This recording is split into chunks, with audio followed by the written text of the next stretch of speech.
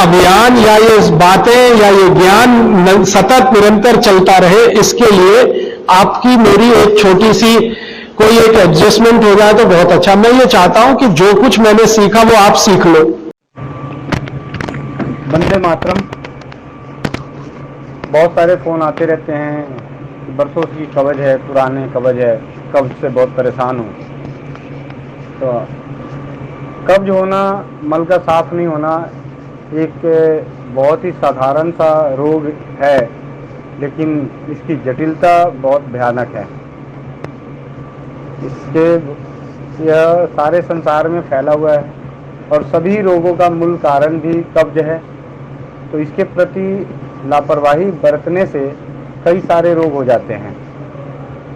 हमारे शास्त्रों में इस विषय में लिखा हुआ है, सर्वेषां रोगाणां निदानं कुपिता मला, अर्थात सभी रोगों का कारण मल का कुपित होना है।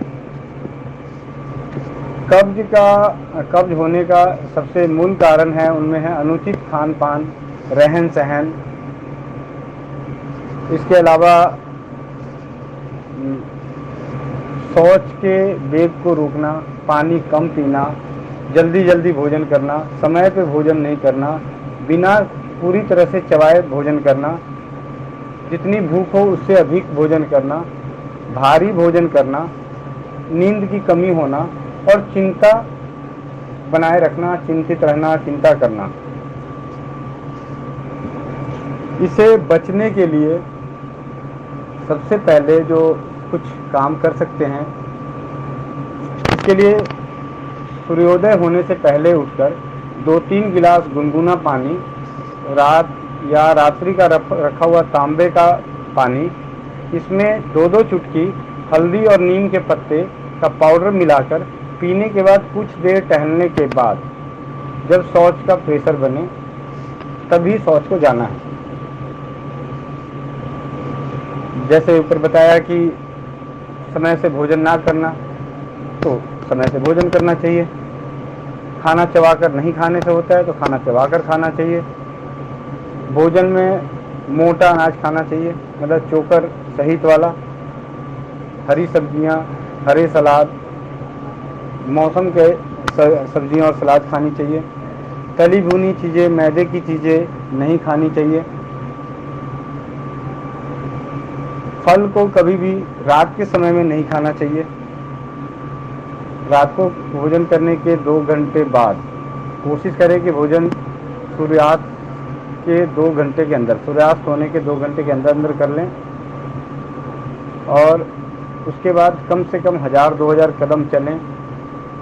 भोजन के बाद वज्रासन में बैठें। खाना खाने के 1-1.5 घंटे बाद पानी पिएं। रात को दिनचर्या में दूध का सेवन करें, गुनगुना दूध, गर्म दूध। मैं 3 औषधियों को मिला सकते हैं, वो मैं बताता हूँ। जिन्हें दूध हजम नहीं होता वो गुनगुना पानी पिएं। इस तरीके की दिनचर्या रखने से कब्ज खत्म हो जाता है, कब्ज के रोग नष्ट हो जाते हैं। कुछ घरेलू उपायों में बेल जो है कब्ज का सबसे बड़ा शत्रु है, जो इन महीनों में, गर्मी के महीनों में मिलता है। चैत, बैसाख, जेठ में इसमें पके बेल आते हैं, इनका फल का सेवन करना चाहिए। बेल, कच्चे बेल का मुरब्बा खाना चाहिए। इसके शरबत बना के पीना चाहिए। भुने हुए चने का सत्तू खाना चाहिए, पानी में घोलकर पीना चाहिए। गुलाब की फूलों की पंखुड़ियों से बना गुलकंद खाकर गर्म दूध पीना चाहिए। कैस्टर ऑयल है, अरंड का तेल, इसमें छोटी हरे को सेक कर उसका बारीक पाउडर बना के और इसबगोल की भूसी दोनों बराबर मिला के 1 से 2 चम्मच गुनगुने पानी से सेवन करना चाहिए। हर भोजन के बाद संभव हो तो देसी भुनी हुई अजवाइन, गुड़, देसी गाय का घी मिलाकर खाना चाहिए। उसके बाद गुनगुना पानी पीना चाहिए।